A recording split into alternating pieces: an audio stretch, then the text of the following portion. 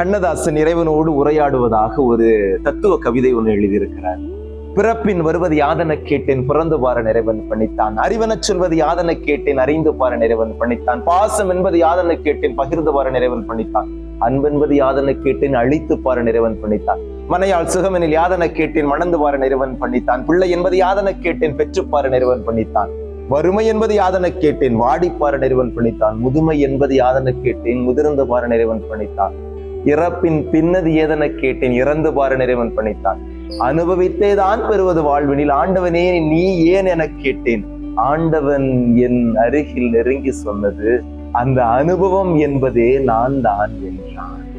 வாழ்க்கையில சில விஷயங்களை யாராலும் உங்களுக்கு கற்றுக் கொடுக்க முடியாது, உங்க அனுபவம் தான் உங்களுக்கு கற்றுக் கொடுக்கும். இதுதான் சைக்காலஜில எக்ஸ்பீரியன்ஷியல் லேர்னிங் அப்படின்னு சொல்றாங்க. அப்படின்னா என்னன்னா, 1000 புத்தகங்களை படிச்ச உடனே உங்களுக்கு அறிவுங்கிறதோ, இல்லது 1000 பேர் அறிவுரை சொல்லி உங்களுக்கு அறிவுங்கிறதோ விடவும், ஒரு அனுபவம் உங்களுக்கு அளவுக்கு அதிகமான அறிவையும் அனுபவத்தையும், உங்களுக்கு சிந்தனை தெளிவையும் கொடுத்துருன்னு சொல்லுது.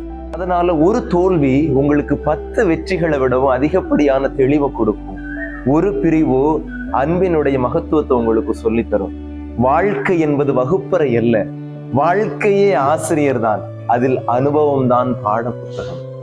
அறிவு சொல்லப்படலாம், ஆனால் ஞானம் அனுபவிக்கப்பட வேண்டும்.